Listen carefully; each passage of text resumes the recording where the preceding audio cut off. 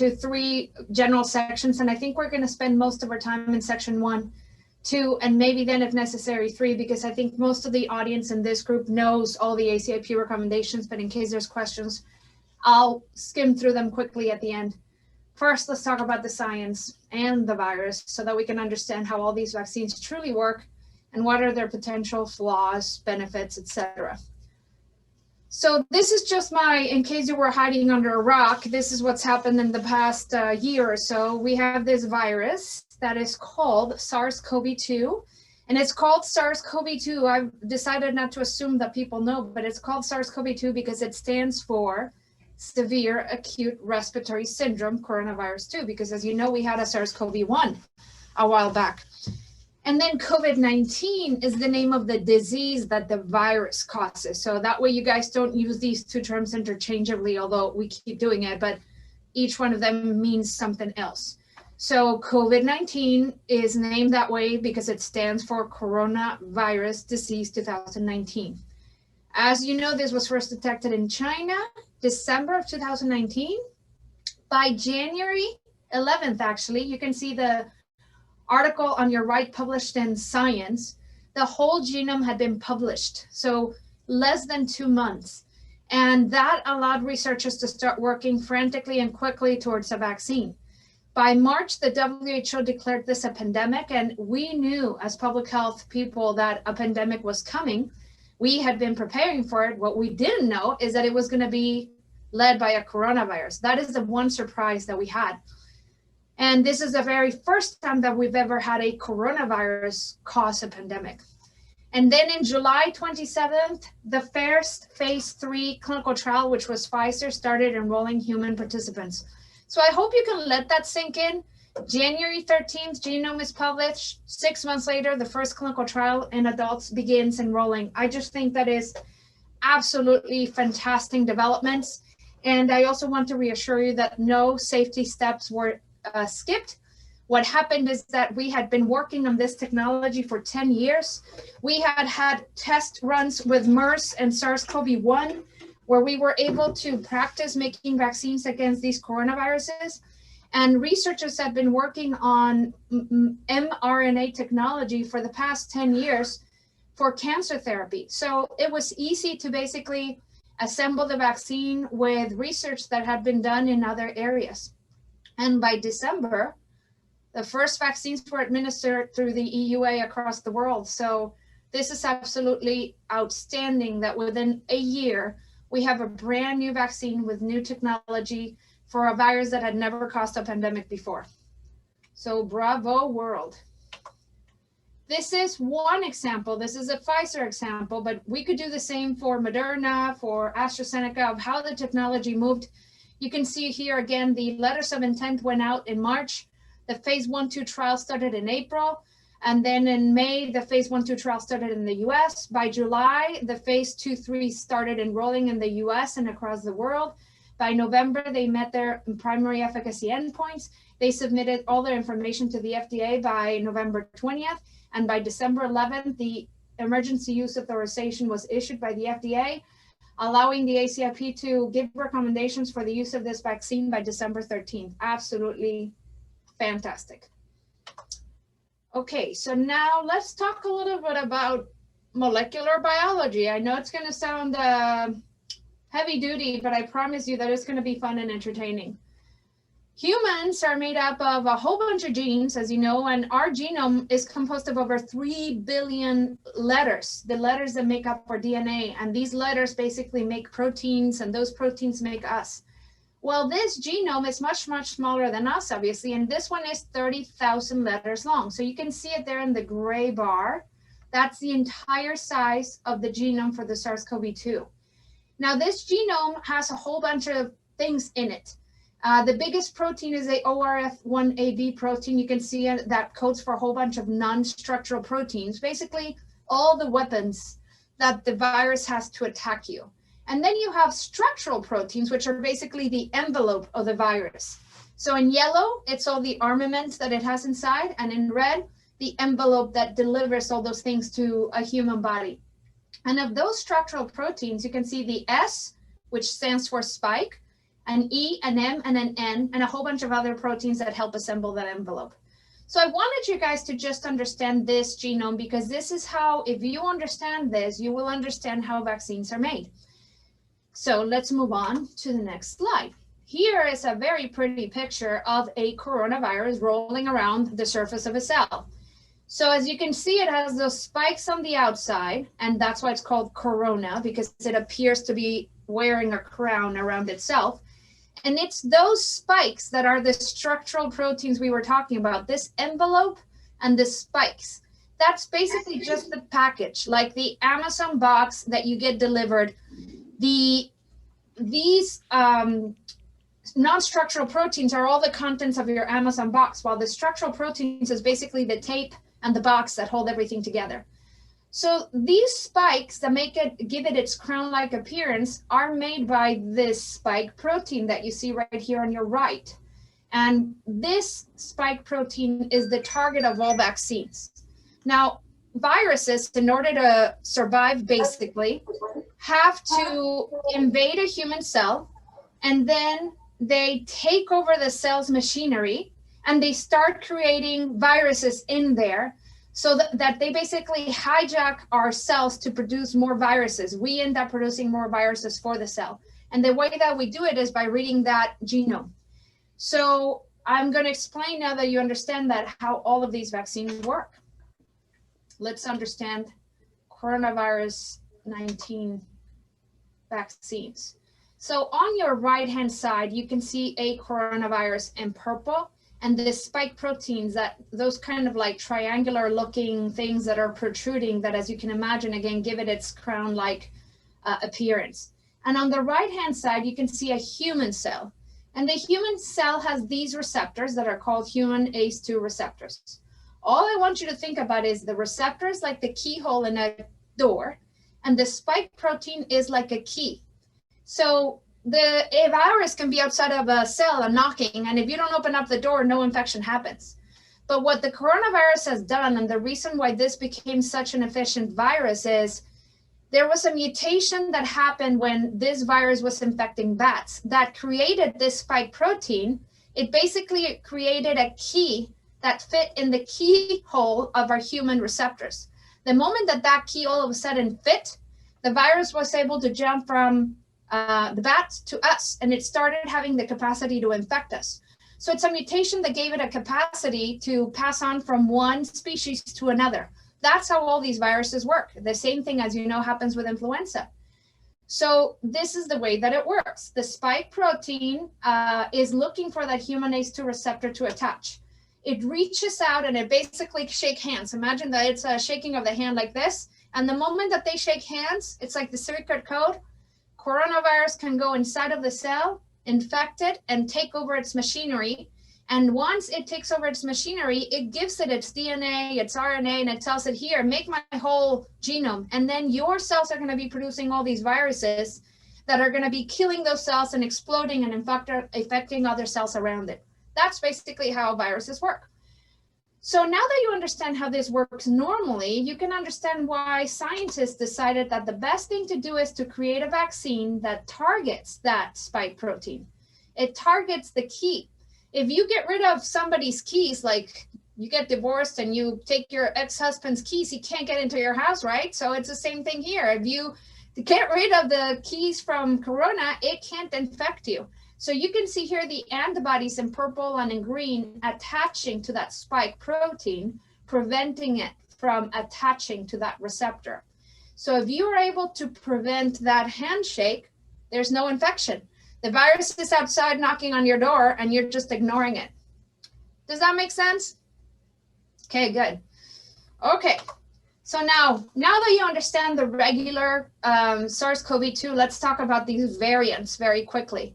The first one that I want to discuss is the B117. You guys have heard it as the British or the English mutation, the UK mutation. Now remember, we don't want to call these mutations by the country that discovered them, just like we don't call SARS-CoV-2 the China virus. We don't call this the UK virus, and we don't call the other one the Africa virus. Each one of them has its own name. This variant does not appear to cause more severe disease. So that's reassuring to know that people don't get sicker because of the mutation. But what it does do is that, imagine now that handshake, instead of being kind of a weak handshake, imagine you put crazy glue on your hand. So when it attaches to the receptor, it doesn't let go. So it's more likely to result in real disease, as opposed to the virus not really figuring out how to put the key in there. It's more efficient at infecting you because it has a tighter bond to that ACE2 receptor. Now, Pfizer has already released information saying that the vaccine is still effective against this virus. But the FDA did warn us that this variant can result in false negative tests. So meaning you may be infected with the regular SARS-CoV-2 and your test is positive. But if you are infected with this variant and you have disease, you may test negative. So that is just one warning for you guys to be aware of. So this is in short how that mutation works. The old virus was a weak handshake. The new mutation is a very tight handshake, which makes infection more likely. Now, the second variant that I want to talk to you about, because I think you'll be hearing more about this one in the news, is called 501v2. This one first appeared in South Africa. The problem with this one is, same as the other one, it does not result in more severe disease, but it has what's called an escape mutation, which allows it basically to escape the action of some of the antibodies that I showed you in that other slide. What this means is we have seen that some of the monoclonal antibodies that were produced to attack SARS-CoV-2 are not working against this variant. But we don't know yet if that means that vaccine antibodies won't work either. They're still doing studies to take a look at what happens there. But this highlights the reality that all of us in the vaccine world know, that reinfection with a strain that has drifted like influenza is likely, and that maybe we will need to continue to update this vaccine as the virus mutates. So stay tuned and keep an eye on this variant. Okay, now I'm going to move on to talk to you about all the vaccines that are out there. Not all of them, but at least you'll have a good understanding of how they all work and how to find out which vaccines are approved, which ones are in the process, etc. I'm going to give you this fantastic resource from the New York Times. It's called the Coronavirus Vaccine Tracker. If you just Google that, you'll find it very quickly. And if you go there, you'll find how many vaccines are in phase 1, 2, 3, how many have been approved and how many have been abandoned. And then if you just keep reading and scrolling down, you'll see all the information that you want about each and every single one of these vaccines. It's a fantastic resource. I'm not going to talk about all of them, but I'm going to talk about the ones that I believe you need to be aware of. The three major platforms I'm going to discuss are nucleic acid platforms, that is the messenger RNA vaccines. The two that you know are Moderna and Pfizer, and you're aware of those because those are the two vaccines that currently have EUA approval in the United States, and so these are the two that you probably know people are getting. Second, we're going to talk about viral vector vaccines. These are the adenoviral vector vaccines, and the ones they've heard about is AstraZeneca Oxford vaccine. That's the study that I am currently doing in conjunction with KU. The Janssen vaccine, you will be hearing about this one in the news in the next week, so that's why I want to make sure you remember this one. And then finally, briefly, I will remind you that protein subunit vaccines are also going to be made against COVID and what their benefits and negatives are compared to the other two platforms. Why am I talking about all these vaccines if all you care about right now is Pfizer and Moderna, since those are the only two that we have access to? Well, because if you look at the number of vaccines that are going to be produced worldwide, it is not Pfizer nor Moderna that are going to come save the world. It's AstraZeneca, Johnson & Johnson, and Novavax. Those are the three vaccines that are going to be produced in bigger numbers compared to Pfizer and Moderna. So I want you guys to understand these three vaccines, because these are the ones that are going to really reach rural areas, underserved communities, developing countries, because not everybody has the capacity to store at -70 and be able to administer vaccines that require such high-end technical expertise, such as Pfizer and Moderna. All right, questions so far? We don't have any questions so far in the chat, Dr. Pahud. All right, I'm going to keep going then. We're going to start talking about genetic vaccines. So I showed you a very pretty picture of SARS-CoV-2 before. Now I'm going to show you a cartoon representation of it. Here's the virus, here's the structural proteins, the envelope, and the spike proteins in red, like those pegs. And then inside of it are the genes. And these genes, remember, will code for all the things that attack you. And over here, it also has the genes for creating more spike proteins and creating more envelopes. So that's basically the virus. So what genetic vaccines do is they grab a piece of DNA or RNA from this virus, and in this case, only the spike protein piece of it, and they put it inside of a lipid nanoparticle, and they give you that as the vaccine. So let's take a closer look at that technology. So messenger RNA. For those of you that are not aware, we have DNA, then DNA gets transformed into messenger RNA, and then the messenger RNA gets transformed into a protein. The way that I like to explain this is pretend you have a cookbook. So the cookbook is the entire genome, this whole piece of thing. And then you only want to make the spike protein. So it's like you open the cookbook and you only want to make lasagna tonight. So you grab page 39. And so if you want to make lasagna, you read that recipe and you make it in your kitchen. That's what the cell will do. If you give it that page only, it will only make that spike protein. So what we're doing here with the messenger RNA is, instead of actually grabbing the recipe, imagine right now I tell you all to go to your kitchens and I start telling you, take out the lasagna pasta, then take out a can of tomatoes. Now chop your onions. Now do this. And I give you the recipe live. And at the end of the day, you guys are going to have a lasagna made. But you don't have that recipe in hand. I just said it to you. I guided you guys through it. That's what messenger RNA is. It's a very labile molecule. It goes into your cytoplasm, where the kitchen is, basically where the factory is, and it tells people what to do. It will create the spike protein, but then it's gone. So it doesn't have the recipe anymore. It just creates the spike protein, and the spike protein gets basically presented to the rest of the immune system so that you will develop immunity against it. You'll learn to recognize it and attack it, but it never goes inside of the nucleus. It disintegrates very quickly. And the reason why these vaccines have these extreme freezing technologies is because that messenger RNA is so fragile. So people think that this is a new technology for us. It is new technology in the vaccine world, but we have been using messenger RNA technology for years now. And this is how we've been doing a lot of treatments in cancer, oncology, and a lot of these companies that were working on messenger RNA were not into vaccines. They were using messenger RNA for other medical advances. But once you know how to use something, it's very easy to just switch it to something else. So that's why a lot of the scientists that are getting accolades for creating these vaccines are not really vaccinologists, they're oncologists, or they have a background in different technologies. But messenger RNA has been used in vaccines in the past. It was an adjuvant in one of the rabies vaccines. So we do know what we're doing with it. It's just never been approved as a vaccine before.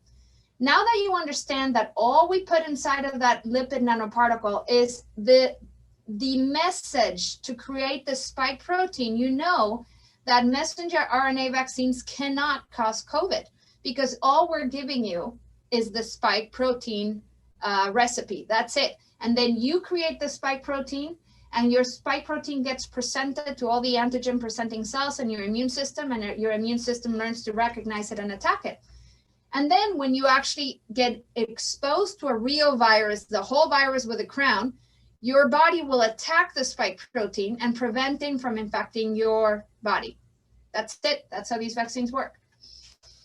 Questions about messenger RNA technology? Feel free to unmute yourself if you want to.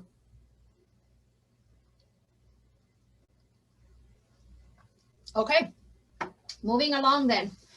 The two messenger RNA vaccines that we currently have available to us are the Pfizer and the Moderna vaccine. So I want to compare them so that you can understand the minutia that the media keeps honing in. Pfizer has 30 micrograms of the messenger RNA, while Moderna has 100. So I'm sure you all have heard in the news that some people have said in the UK, they're talking about splitting the Moderna doses in half. The reason why they're saying that is because they are making the assumption that if Pfizer works with 30 micrograms, then Moderna should work if you split it into two. That's why they came up with that idea. But notice how you haven't heard anybody say, let's split the Pfizer vaccine in two. They've only talked about splitting Moderna. That's why it's the content of the messenger RNA. Having said that, Moderna, even though it's a new company from a vaccine perspective, they had been working with messenger RNA technology for other purposes for over 10 years.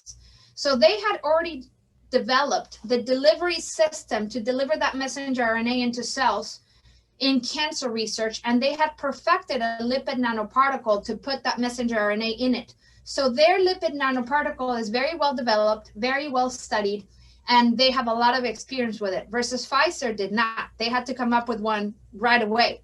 The researchers that came up with Pfizer are these fabulous Turkish researchers, and they basically came up with the messenger RNA technology. They partnered with Pfizer, and then Pfizer is helping them basically launch the vaccine. The same way that the Oxford researchers partnered with AstraZeneca to help them launch the vaccine. So now that you understand the components, they both have nanoparticles, but they have different contents. The nanoparticle that Moderna uses is better studied than the Pfizer one. It's more stable. That's why Moderna can endure better temperature than the Pfizer one. It's because of that lipid nanoparticle that they've been working on. Notice that Pfizer needs to be stored at -70 degrees, while Moderna can be stored at -20. So standard refrigerator temperatures, I don't need to tell this group, as you know, is 2 to 8. So this is much colder than our usual vaccines, pediatric vaccines. Now, Pfizer basically came up with 95% effectiveness versus 94.5 in Moderna. The truth is those numbers are very equal. If you just break down the data, Pfizer had 170 cases of COVID in their clinical trial, and their clinical trial included 44,000 people. They developed 162 cases in people that got the placebo versus 8 in those that had the vaccine. But if you look at the severe cases, 10 severe cases happened, of which 9 happened in the placebo group. Now, their effectiveness is measured 7 days post-dose 2, and their doses are given 21 days apart, versus Moderna, their doses are given 28 days apart, and their efficacy is measured 2 weeks post the second dose. So at Pfizer, you are measuring effectiveness at day 28, while at Moderna, you are measuring effectiveness 14 days post day 28. So I hope that makes sense to you guys. Pfizer also included some pediatric patients. The vaccine is approved down to age 16 and 17, while Moderna only did 18 and older.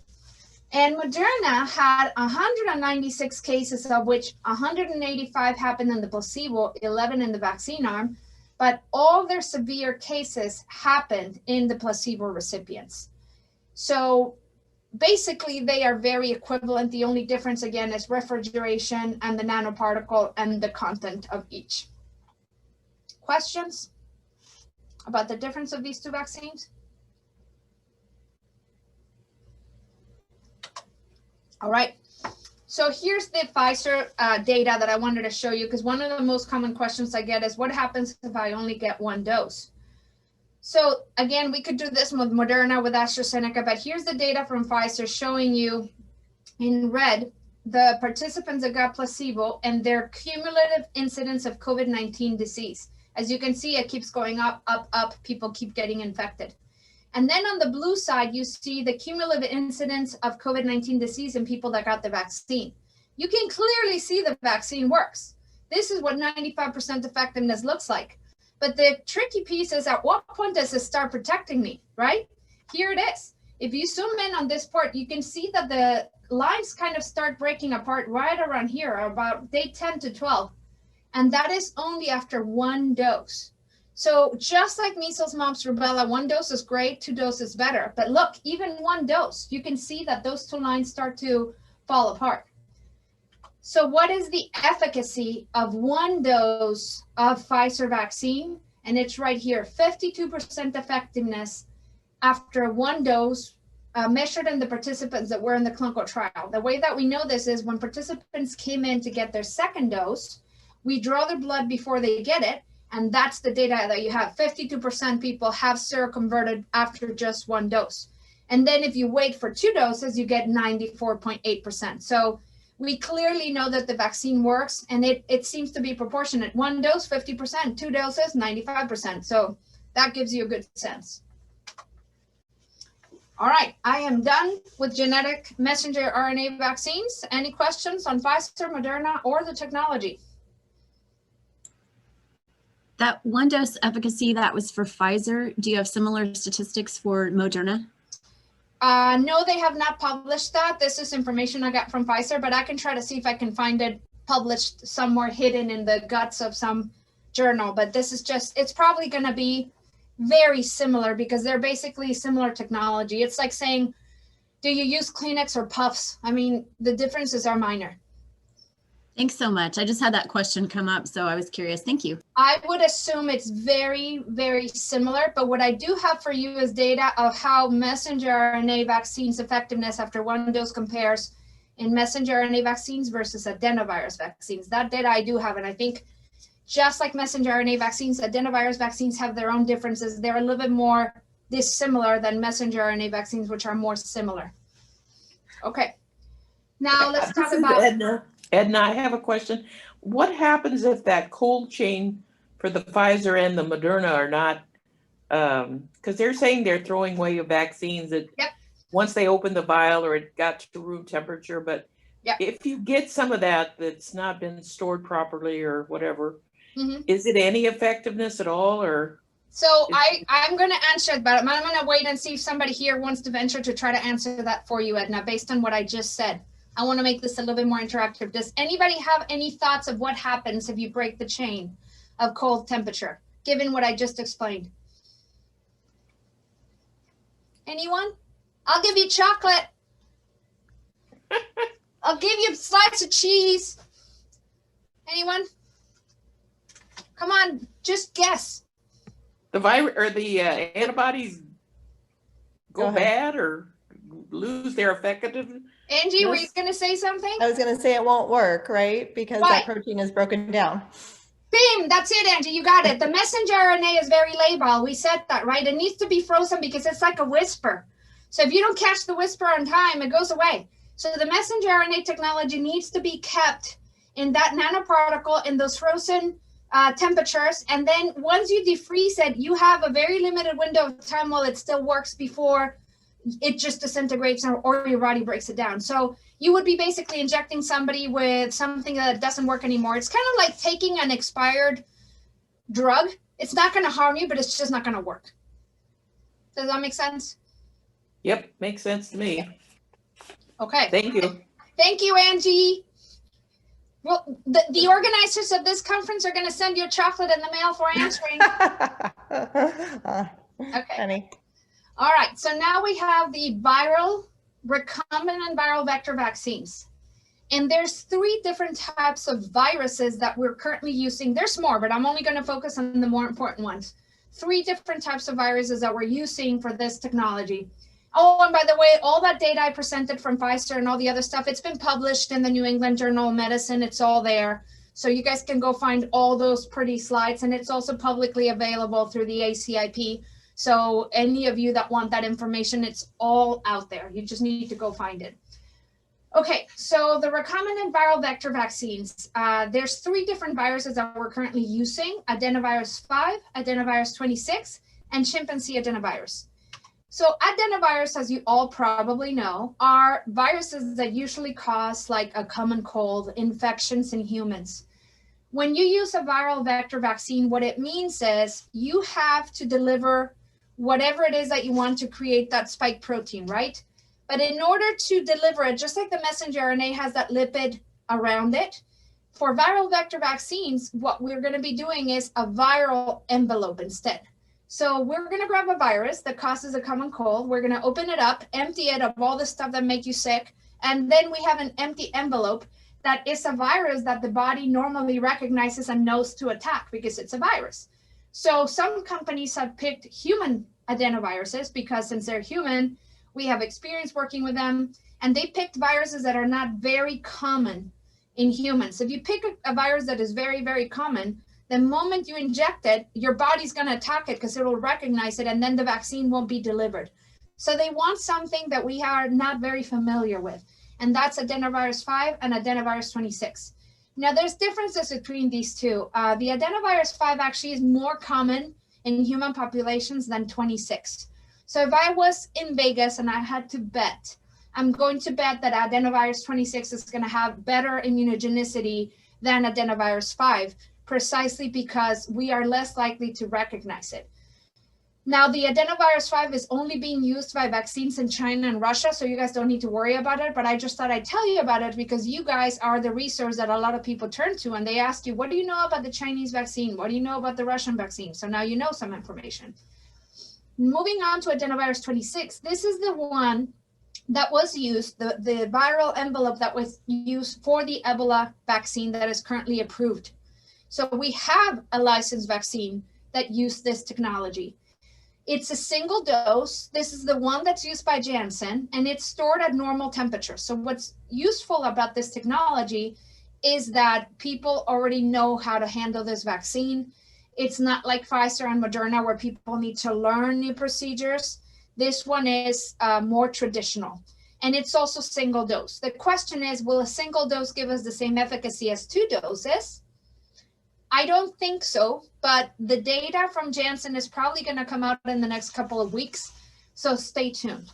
And then finally, we have simian adenoviruses. I think this is a good idea. Somebody thought, why put a human adenovirus, why use that envelope when we can use an adenovirus that humans have not seen, but that they can recognize, like a chimpanzee adenovirus? And so that's exactly what the Oxford researchers did, and they partnered with AstraZeneca.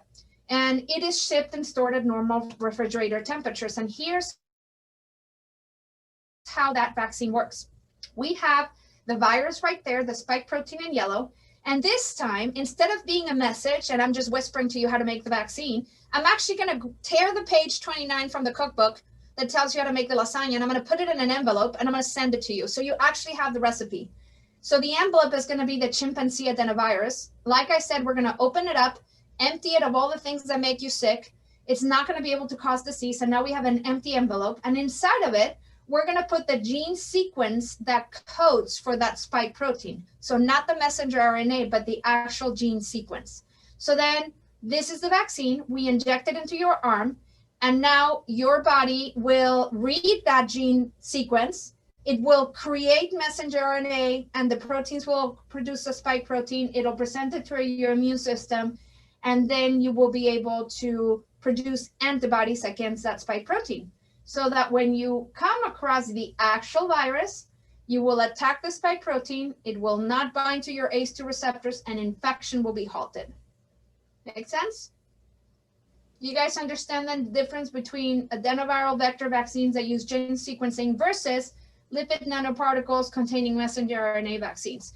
Similar deliveries, both of them have an envelope, but one is a virus, the other one's a lipid. Both of them have genetic material inside. One is a gene sequence, the other one's a messenger RNA. All right. This is information that was also published. I grabbed it from somewhere else, but this data has been published in the Lancet. And similar to that Pfizer vaccine data I showed you, you can see here again, data from the placebo arm, which in this study they used the quadrivalent meningococcal vaccine as placebo, and the Chaddock's vaccine at the bottom. Same thing, you can start seeing here the difference, the efficacy of these vaccines and how they work. But here it's harder to see at what point they start working, but it looks like it's somewhere around day 20 to 30 from second dose. And here's days since first standard dose, same thing. You can see a difference between vaccinated versus unvaccinated. And I'm going to show you the data more clearly for dose 1.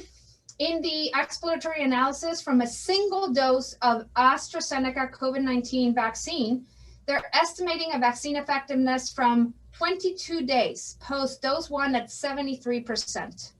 So that is higher than the messenger RNA according to this limited data. And I say limited because remember, AstraZeneca did not do things as well as I think they could have done it. They have been mixing protocols and reporting data that is confusing.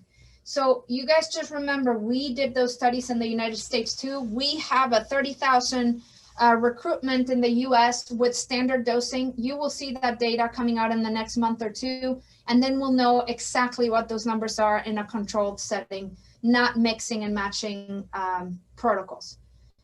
And the efficacy was similar to patients that had more than one comorbidity, 73%.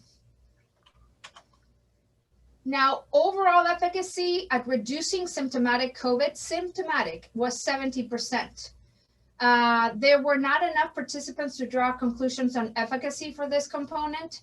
And what they did say is that it appears that if you wait between dose 1 and dose 2, immunogenicity will be improved. And we know that just from regular boosting. We usually know that if you start a vaccine series like HPV or hepatitis B and you don't get your dose on time, you can boost at any other time in the future, and that will help. And they are currently reevaluating the low dose and high dose regimens that you saw in the news again. I think they made a big hot mess with that. But for now, you can see, no matter what the results show, this vaccine works. It may not work as well as the messenger RNA vaccines, but it works. And it's going to be the vaccine that is likely going to be distributed throughout the world. So it's good for you guys to understand it, because you're likely going to get questions on it. Then we have the Sputnik 5 vaccine. This is a Russian vaccine. I just said I'd tell you about it for fun. It's a combination of adenovirus 5 and adenovirus 26. They also reported some data, 78 cases, 62 in the placebo, 16 in the vaccine. 20% of the severe cases were all in the placebo, so 100% efficacy and 91% reported efficacy 21 days after the first dose. So far, they have reported no serious side effect, and they recently partnered with AstraZeneca. So we'll see what they do once they merge their brains. And finally, for the Chinese vaccine, all I can tell you, it's an adenovirus 5 vaccine. So I don't think this will be as immunogenic, but we'll see. And they have not published, as far as I know, any data on, safety, efficacy, anything like severe cases or clinical trials. As you know, they just started administering this vaccine in China and Russia without even waiting for the phase 3 study. So that's all I know. Okay, questions about the adenovirus mechanism of action or anything else before I move on to safety? What's the point of using the quadrivalent meningococcal vaccine as the placebo? I love that question, Tim. Thank you. So some IRBs argue that it's not fair to give somebody placebo. They want to give you something that is some sort of benefit. And so in some vaccine studies, they'll give you hepatitis A or meninge vaccine just to say they gave you something as opposed to just saline. But we know that meninge, the quadrivalent vaccine, does not protect against COVID. So it still acts as a placebo. But how can you tell those side effects that may happen from the meningococcal versus Exactly. a placebo, that it's just saline? And so what they do is they grab a vaccine that they already have data and safety on. And so you know what the safety of that vaccine is. So it should be basically pretty standard. It doesn't have any weird side effects. It's been tested and used in millions of people. And so you just expect what you already know you expect, a little bit of soreness, a little bit of erythema, but nothing major. And yes, it's easier to do straight placebo trials, but many times we use replacement placebos just to give you some sort of benefit. And that's what they did in the UK. All right. Safety. I hope you guys can answer this. Can any of these SARS-CoV-2 vaccines I just talked about give you COVID? Can the adenoviral vaccine give you COVID, anyone? No. Why not? Because you're it's creating injecting the me with protein. something weird. Tell me why not. It's because you're starting to develop the proteins. You'll get symptoms, but you won't actually get the virus because the virus isn't in your body. Exactly. You don't even see the virus. You're only seeing a little bit of the crown, a little tiny piece of the crown. And so the way that I like to explain this is if you had the queen in front of you and the queen wanted to kill you by squeezing her hands around your neck, it's not the queen you're seeing. You're just seeing a tiny little gem in her crown that's attacking you, like somebody's throwing that little stone on you. That can't hurt you at all. So it is just the spike protein that your body's producing, not the virus. So it's impossible for that to happen. So that was my point number one. And that's it. Hopefully you don't get any more questions about that. Now, what to expect when you get vaccinated? Side effects, everything you guys already know vaccines can cause: local pain, maybe swelling, maybe some erythema at the site. You can have also systemic problems like flu-like symptoms, fever, fatigue, headaches, chills, myalgias, arthralgias. And as you know, these usually last 1 to 2 days. If you're feeling fatigued and tired for 7 days from a vaccine, that was not a vaccine side effect. You probably need to get checked and you have something else going on. Systemic side effects are, of course, more common after the second dose. Can anybody explain to me why?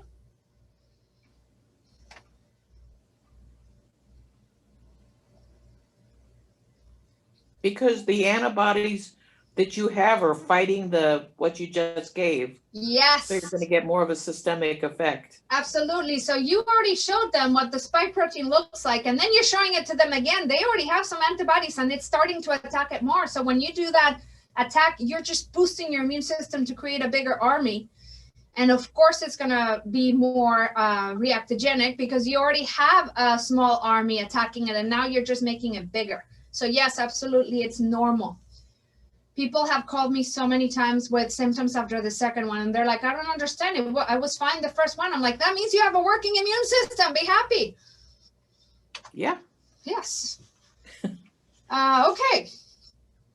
Now, what is not symptoms secondary to COVID vaccine? Some people get COVID vaccine and within 2-3 days, they're like, I can't smell anything. I can't taste anything. Is this possible? Do you think the vaccine caused this? What do you guys think? No. Yeah, that means you have COVID. You caught it before we gave you the vaccine. You still live in the world. Unless you quarantined yourself and nobody saw you, most likely you have COVID. So if you have shortness of breath, runny nose, sore throat, your pulse ox is low, you can't smell, you can't taste, that's COVID. Or if you have chills, fever, and you test positive for flu, well, that's flu. If you feel really tired and weak and that lasts for 3 months and you're positive for EBV, you have mono. Like, other things happen when you get vaccinated. So don't forget and don't put everything that happens to you on the vaccine. Remember all the other stuff that happens in life. So real symptoms like this, cough, runny nose, that should not be a side effect of the vaccine. That is not your immune system working. That means your immune system has been infected by something else. If any of these symptoms come up after getting the vaccine, please take the necessary precautions. Don't go to work, don't spread the love, and don't give this virus or whatever you caught to your coworkers. We do actually have a question in the chat, Dr. Pahud. If you have moderate symptoms after the first dose, are the symptoms typically worse after the second? Yes. Sorry. And if you had COVID and then you got a vaccine, it's going to be worse because guess what? When you get your first vaccine, that's really like a boost because you already had COVID. So when you get the vaccine, your immune system has already seen COVID once. So your first vaccine is basically acting like a boost. Okay, what are the contraindications? Explain all the asymptomatic people who have COVID. What's their magic? Well, you know, it may be this receptor thing. Remember, the receptor is kind of a weak handshake. So maybe they're carrying it, but they're not really getting infected from it. And we know that there's a lot of asymptomatic passage of the virus. That's how most people get infected, through asymptomatic people. But that's starting to change with these variants that are more contagious. So I think, unfortunately, that's a thing of the past. The virus is smart. The virus wants to survive just like we do. And so it is selecting for mutations that make it more likely to infect us. Because the more it infects us, the more the virus survives. So that's the bad news for you guys. Okay, contraindications to messenger RNA vaccines. Clearly, if you have had a severe allergic reaction to a vaccine that includes any of the components in the vaccine, you should not get it. If you had an allergic reaction to it, don't get it again. And probably what you need to know is what is in the vaccine. Here's the components of both of the vaccines, Pfizer and Moderna. The thing to pay attention to is the PEG, the polyethylene glycol. That is what people believe is causing most of these anaphylactic kind of reactions, is this component. That is the coating that goes outside of the lipid nanoparticle to keep it stable, to protect the messenger RNA.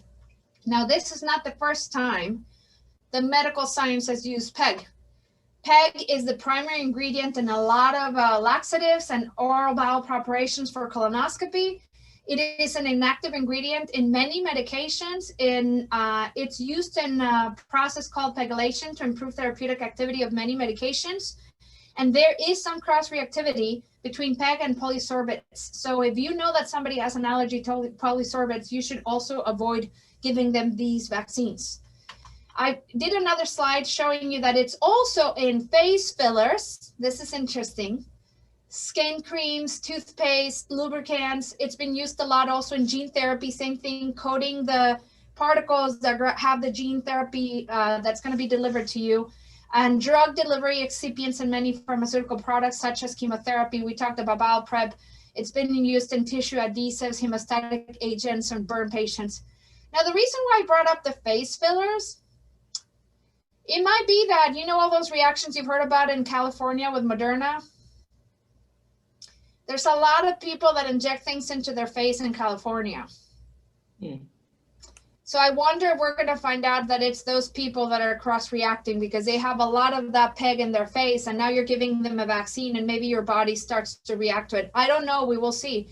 They also have a lot number that they have separated. They're wondering if it's a particular lot, but stay tuned. We'll find out more. And there's an emergency ACIP meeting next week. I'm sure they're going to give us more information there. So stay tuned. Now, how do you find out if you have an allergic reaction or not to these vaccines? Not everything that happens to you after a vaccine is an anaphylactic reaction, okay?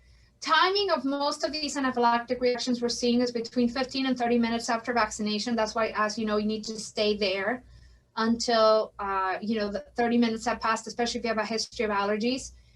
And it's treatable. They give you epinephrine, and most of these patients that have had anaphylactic reactions, they get treated and they go home that same day. They have not needed to be hospitalized. Now, is it fun? No, I know, but it is treatable. And then if you have an allergic reaction that results in anaphylaxis, you should not get vaccinated again. But you can also have vasovagal reactions. Most also occur in the first 15 minutes. Bless you, Shelby. You can feel like you're warm or cold. You can have some, feeling clammy. That is just your vagus nerve acting up. You might have been scared. You might just be one of those people that doesn't like needles. You can get your second vaccine. Just lay down, make sure that you don't pass out and hit your head. And then there's other vaccine side effects that we know about, right? We talked about fever, chills, fatigue, pain, swelling, erythema at the site, headaches. None of those are contraindications to further vaccination. Okay, it's 1:33. I'm going to stop here and open it up for questions. And if not, I may just skim through the ACIP recommendations, but I'm going to guess you all know these already. I actually have a question, and this is more of a personal one, Dr. Pahud, but with all of these new COVID variants that they're finding, the one in Britain and the one that's come here, are they going to anticipate that we're going to need another vaccine to work through these, or are they saying that all of these vaccines that they've already created are going to work with these variants?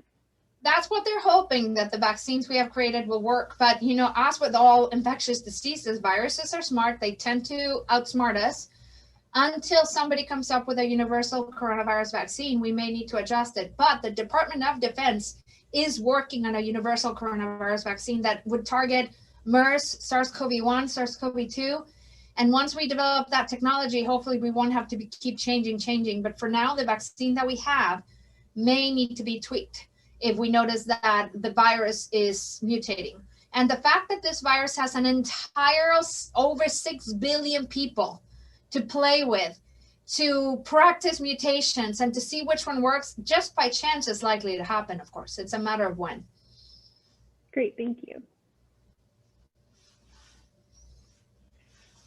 What is your long-term outlook for this whole coronavirus pandemic a year from now? I think I have two theories that run in my mind.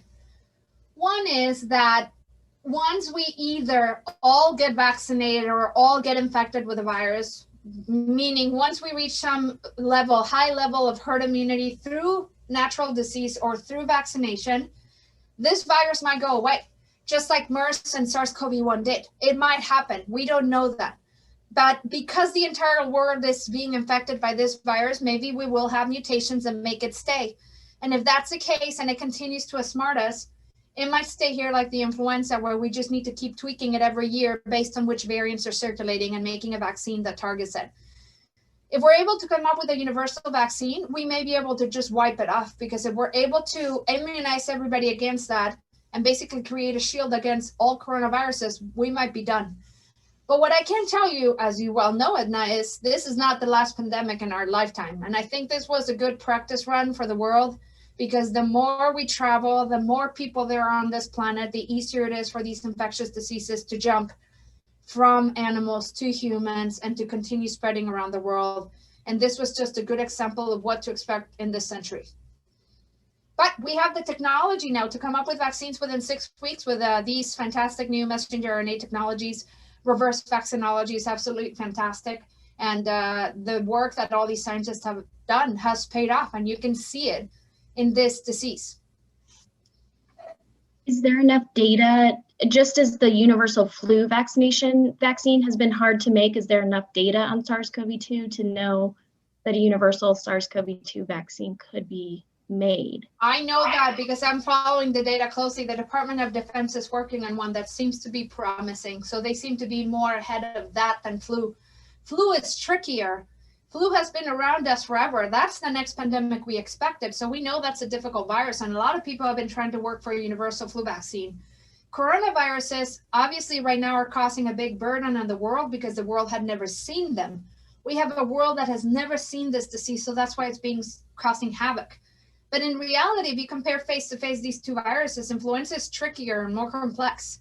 So maybe we will be able to tackle coronaviruses easier than we did influenza. This is Edna again. I just have a question about just more of a people problem, that people do not want to get vaccinated. And how do you contain a virus when you need to have herd immunity? I heard Dr. Fauci talking about, we got to get enough people immunized to get this virus to go away. But because of our tenacity to not letting anyone tell us what to do in our freedom in this country, I keep seeing things about, people do not want to get, I want to get it. I got one shot, thank God. But other people are like, no, and all this, I don't know.